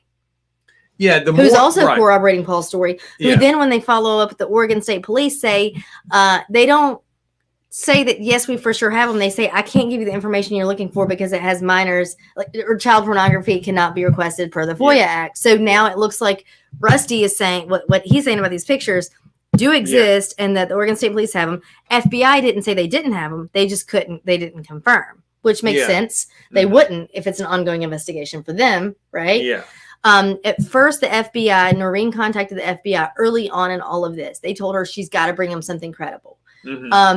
That they wouldn't investigate until she could. And when she tells them a lot of things, they go to the Omaha State Police. They go to old police chief that we've been talking about in Des Moines, and he rebukes their efforts. He doesn't want any of their help, as you can imagine, I'm sure, with him. But I guess that's what I'm saying. The layers, like Paul's saying all this stuff, but then this photographer. So now, like we've talked about before, you've got to now think that you've got 2 people on board to tell this elaborate lie. Yeah. And that's just not as likely. Yeah, no. Back to the chief. So remember when I said almost like he was trying to shut it down in the beginning?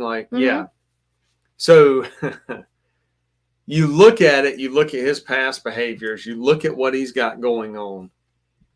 You start to understand. Now, if you give me somebody who is a police chief with 20 years in the police department and they don't have black books in IA that are, 15 inches thick, and from all accounts, they're solid, you're going to have a lot of ground to cover convincing me they're involved in some elaborate sex ring or anything.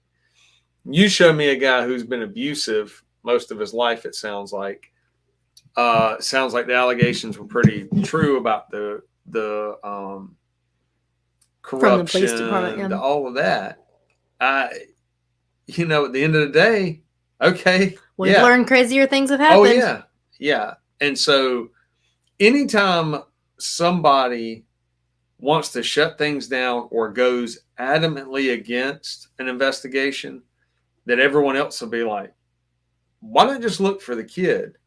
Unless you've got proof that, in fact, it was a runaway, or it's the opposite on that investigation. You've actually got people corroborating, hey, these were people encountering him, talking to him, 6 or 7 different witnesses. His dog is there, his wagon is there. Like, there are things that are considered a crime scene that would be considered lock it down and let's start working from here out. And I made a comment earlier because I didn't want to interrupt you.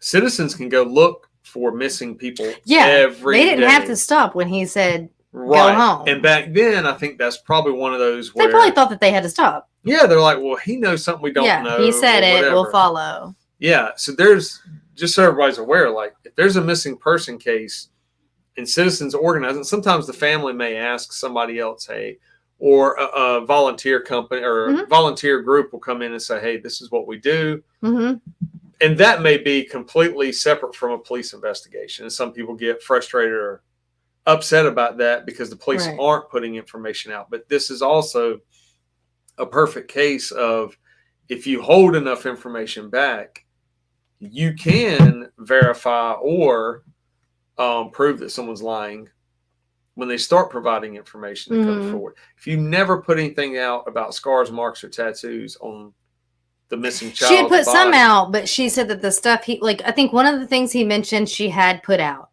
publicly as like an identifier. If you find this boy, he's this tall, this was the clothing, you're going to see this tattoo, a tattoo, for some people a scar or whatever.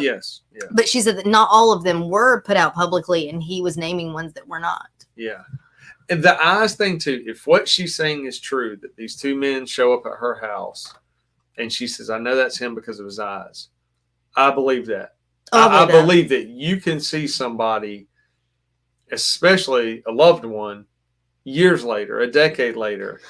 And she was also, and people can take this for what they will, but I kind of understand. To me, this makes sense. It won't, I don't think, to everyone, but she also taught yoga here and there. And I think she was kind of in tune with just like feelings and these kinds of things. And she said, I believe people bring kind of a different energy or a different feeling to you. And she was like, and I know Johnny's. And she said, and when I hugged him, that was Johnny. I also know that someone who is grieving so much can make things feel a certain way. I fully understand that.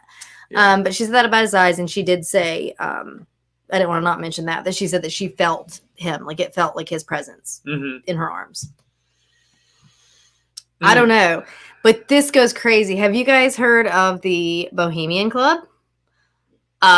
This case gets super sideways when you start looking at like pornography / pedophile rings, the politicians, the stuff. But again, keep in mind, these things we know to be true. Like the things that we said today, whether or not Johnny was involved in those different incidences, they happened. So this isn't a conspiracy. It's just like, okay, maybe that was part of his kidnapping or maybe it was not.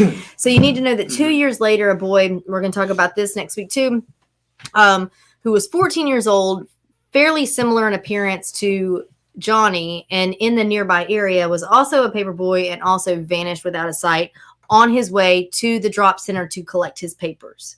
So if what Paul is saying is true, the way the planning went down, they had been scoping out, taking pictures, taking Polaroids. And when that guy, whoever that guy is, he was the guy, I guess, that got to pick, pulled that picture out of the bag and said, this is the one. We're going to get him tomorrow. He had taken the picture of Johnny. So it goes without saying that while, I mean, I don't know that they're going to have to technically be listed as connected, but while they're not necessarily listed as connected per law enforcement to this day, that next case, there's nothing to say that they're not connected. And it's very, very similar in honestly in every way, just on the surface from what we know. Yeah, just because 2 agencies. Yeah, that's what I'm saying. Like, you sit down and you start to compare notes, or you already know ahead of time. There's other stuff because, we have copycats and weirdos, and that all happened in this case too. So I didn't even get into all of that. I will some, but like, for instance, a lady went to a bank at one point, and there was like a dollar bill given with her change that said, "It's me, Johnny," like on the dollar bill. And then evidently handwriting experts, 3 different ones, looked at it and all verified that they corroborate that to be of Johnny's handwriting.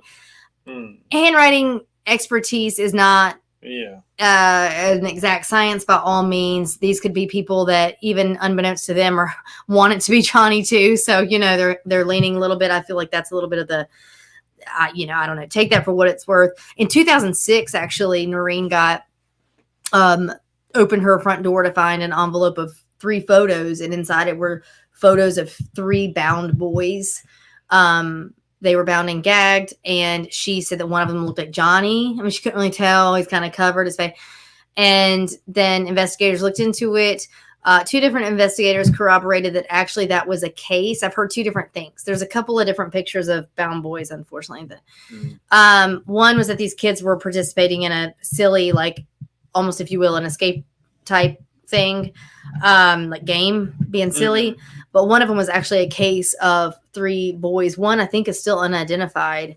But it had happened and been investigated in like 79. So it was prior to Johnny's disappearance. So it's freaking horrible because it's still something very, very terrible that happened. And I don't know, sometimes I want to like take a month off of this because I'm like, it's just too many, like too much of this stuff. But you know, it wasn't Johnny. So there are things that have happened throughout that she's had to kind of put up with or look into that didn't corroborate anything and doesn't come down to being her son. So the things I listed today are the things that can't be proven that they're not. So take it for what you will. You know, I don't know. And, you know, and don't forget the lady in Oklahoma who said she didn't even know anything about a missing Johnny Gosch, or per her account, didn't know anything about him, which would, I think the fact that so much time had passed even corroborates that, because she sees a boy in the corner that says he's out of breath, he's panting, he had been running, and he said, "Help, my name is John David Gosch." And as soon as he gets the word Gosh out of his mouth, 2 men grab him and turn the corner and are gone. She was like upset about it. She told the police. It looked terrifying to her. Nothing came of it. And then it wasn't until months later that she was watching TV and see some more talk about this Johnny Gosch case. And she was like, "Oh my gosh, that's the kid I saw. That's the name he said he was." And Johnny had gone missing 6 months prior to her account of seeing him. Meaning that would then corroborate what Paul was saying about them traveling throughout the United States. And what Johnny told his mother, if in fact that was Johnny that stopped by the house that day. Oh, and the FBI investigated that, and a private investigator, and believed that woman to be, like, believe it to have been Johnny. Well, they said they believed it to be Johnny. Positively Johnny. So it doesn't sound like, you know, most of these cases, unfortunately, but these kids are abducted and something terrible happens, and often, you know, things are done and their life is ended that same day, you know, within hours. But, golly, I really, the more and more and more I read about this, the more I'm inclined to believe that he got caught up in something pretty terrible, but that he did not, in fact, die immediately. If at all. I mean, I don't know. Woo. Well, I got nothing. Do you have any, you want to offer an opinion on this one? No, there's just so many things that, I'm not saying you have to get it right. I'm just saying that don't rule it out. That don't go, there's no way this couldn't happen. When people start saying, like, when citizens go, that just sounds over the top, that's outrageous. Sadly, it's not. Yeah. And, you know, once you kind of see what human beings can do to one another, you've seen it in the hospital. I saw it working. It's horrible. And a lot of, like you mentioned, Epstein, a lot of this stuff is coming out where the average citizen does not want to think that people in power do things like this, or that politicians don't get dirtied up and then they're under control of whomever has the evidence. So they do it with women and compromising politicians and then blackmail them that way. Why wouldn't they do it this way? Exactly. And this guy, that Lawrence King, again, aside from Johnny, like that's the thing. These dudes are all dirty dudes. Like they were doing bad things, even if you can't implicate them in Johnny or don't have proof to do that. Like he had sexual abuse allegations against a minor on him already, like prior to Johnny. Yeah. I mean, why wouldn't that happen? We know these things happen. I mean, it's like. Well, and the whole idea too, if you're doing that, targeting politicians, you have to already have an idea that they're into that. Yeah, precisely. Because could you imagine, like, someone trying to change your mind on something? Yeah, convince like a grown man that and bring in a kid. Yeah, you might die. That's what I was gonna say is they'd probably be killed. Yeah. So if you're gonna dirty somebody up like that, you have to already know. Meaning you're already in these same circles. You're all participating. Exactly. Which is absolutely sickening. I do think the more society learns about this stuff, the more you're going to have like incidents where the guy used the sexual registry online stuff with the claw hammer and basically went around and killed sex offenders and use that database to let's do it. I mean, but we talked about it when you and we've not done a show on JonBenet, but separately looked into so much and that existed up, like it spans states of all these same people that were like all connected in a certain, whether or not JonBenet was a victim of that. Just that did in looking into her stuff, dug up this other information that it existed and it existed fully. A woman came in to implicate her own brother who worked in the church. She was grown then, but she was like, no, look, this is what he did. And this is what he still does. He has a proclivity for this. And I mean, and then it uncovers all this other mess. And so, and I'm guilty of that. I was a grown man and a rookie in the police academy the first time I heard about. Remember we talked about that, about like a ring, and that was in the jurisdiction I worked in. I was like there's no way, like, right? Yeah. Also keep in mind before we wrap it up, in 1982, the word pedophile wasn't really circulated. Like that wasn't really widely known. So it wasn't looked at as like, it was kind of like you're a sicko or you're not. So like definitely the idea of a ring of this nature, of this stature, of potential politicians and government officials and, was really unheard of then. I mean, people are just now starting to understand that, for sure these things happen. But in 1982, fully unheard of. Pedophilia wasn't a known term. You would probably actually get kind of chastised or whatever by an older relative if you even mentioned it or believed that, like they would be like, that's just sick. That's gross. Who would do that? Who would think of that? Why would you say that? Yeah, no, that's a good point. Yeah. Okay, let's lighten it up for a second and then wrap it up. Yeah. I know, it's bad. So you've been doing good. You got some classes coming out in May? I do. I have not posted dates yet, but I will be doing classes in person in the Wilmington area. And then virtual classes. They're probably going to be more catered towards you pay and get a link to watch a video. That way you can watch it at your own. Watch it, at your own discretion. Yes, because I've done virtual sessions that were really good, but also I was seeing a lot of people were camera off, mic off. Because they're at work, or because they're at work, or they just want to take in all the information. And then some people had asked as well, "Hey, what are the other options?" And you and I were talking. You're like, "Hey, just, you've been known to sit and talk for 2 hours straight. Just record it. Yeah, send it out. So I'll be doing that stuff. What about you? What have you got going on? I mean, the same stuff. Baseball has landed amongst us. Yes. Yes, it has. We are potentially looking at a business opportunity. Oh yes. Yeah. So we'll talk about that. That's the beauty of us. Is that we start talking and you have really great business ideas and then we just put them into action. Yeah. And that is a really good business idea. It is. I think. It is. It is. Y'all, we'll start to wrap it up. Do you have merch or anything like that you want to talk about, or are you out? I don't. Okay. I don't think. I don't think you do. Yeah. I think the link got pulled down. Okay. Rain's Blood says more men were protectors and actually cared about those around them and willing to do the right thing back then. So such people wouldn't have been so willing to act on their sick fantasies. I disagree. Okay. I just talked about a guy who used to hammer and track people down. I only say that kind of joking, but I believe every generation.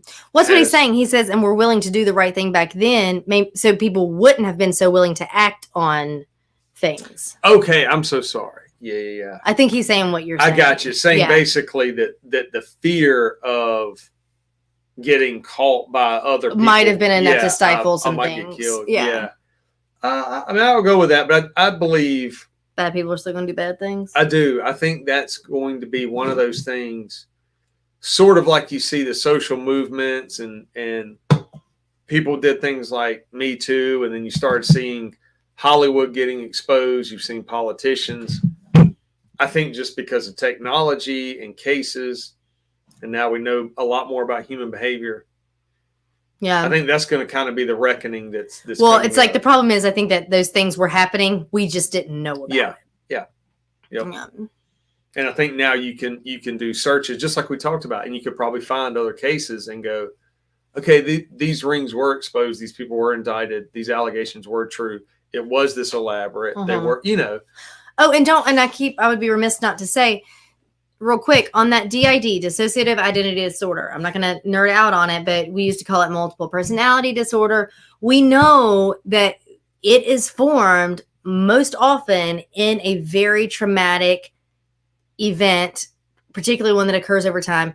And we've learned, studies show that when you have excessive traumatic sexual abuse, the way that Paul endured as not only a child in his own home, but then what happened as he got older, starting at 15. So I say older, but I mean at 15, from these men who were raping him and doing these things to him and then forcing him to do these things to children that he otherwise had not had any inclination to do. That we know that be easily something that triggers and forms that dissociative identity disorder. And the idea behind it is that you cannot be conscious to what you are doing. You cannot be in your the forefront of your mind, and it's too heinous. What is either happening to you or what you're having to do is too bad to be dealt with, to be awake with that knowledge. And so your brain has a wonderful way of coping in most areas of life. But when something is that bad, you actually, it just almost switches off to a whole different thing. And we know that can grow in time, and won't get in the weeds of how that works, and that's how these personalities can like form. Case in point, the movie Sybil, we've talked about it. That was one of the first times that diagnosis was really explained in like a movie, and it was based on a true story, and it's horrible. And I don't encourage you to watch it, to be fair, but it used to be a disputed diagnosis. It used to be that people didn't fully believe it to be true. It seemed too wild. And we've learned now that it's actually not true. It's not like it's incredibly common, but it does fully exist. So it actually, to me, corroborates Paul's story more, that he would have a diagnosis like this. Because yes, because these things have happened to him. It makes perfect sense to me. But it's also really rare, right, to have like 14. Usually it's only like one other personality type or 2 or 3, maybe. Yeah, it's not always. I mean, there was that one lady, and people kind of go back and forth on whether or not they believe her, that was interviewed quite a few years ago, probably 20 years ago. I think she had like 20 something. Who's to say how that works or why, and I haven't studied up on that stuff in so long, I don't know. But I mean, even if it is 14, whatever, I don't know. It would make sense to me that he would be a perfect candidate to have something like that and have been diagnosed with it, which he was diagnosed. So I think, again, that to me, that further corroborates his story rather than discounts him still. Yeah. We've talked about it. You get information from people just because they have mental illness or battling something doesn't mean that something still can't be true. Someone can witness a murder and get all the details right, but tell you that that person was murdered because they were, whatever, they knew about the CIA and the alien abduction because they're having their own issues, but they may be able to describe exactly how the murder happens that they witnessed whatever in a parking lot. Sure. So it's one of the things. Doesn't mean that you're completely out of touch with reality. Right. So then if someone comes forward and starts to provide information, you do have to kind of weed through it and go, okay, can any of this be corroborated? Well, I've told you, I worked in the psych hospital for a while with a woman named Gloria. She had to spell her name every time she said it. And she got a message from George W. from G.W. Bush every single morning in the USA Today, strictly to her. She had to decode it. None of us would know it was there. She fully believed it to be true. Almost convinced me. I mean, I was at a point where I was like, tell me more about what Georgie's got to say today. Yeah. But she also could tell you full well what weather was going to be that day, the new shorts she got, how she doesn't like it when they serve that meat. I mean, she was, otherwise she was on par, right? And saying the correct things. So we know these things can happen. But on a separate note, I'm going to just say before we wrap it up, we talk, it's in my stories constantly about Grant Solomon.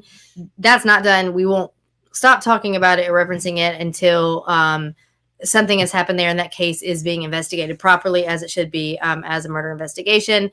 Angie is still working tirelessly. A lot of you guys who have listened have sent the sweetest messages about her. I'm telling her that people are saying, a lot of things, giving her props and encouragement and thinking about her. In saying that, hoping some new things are on the horizon with that. But when I asked you about merch, I am wanting to get some shirts up. I've going to be talking to Bill over at Minor League Studios. Actually, I'm wearing my, I don't even think, can you see it?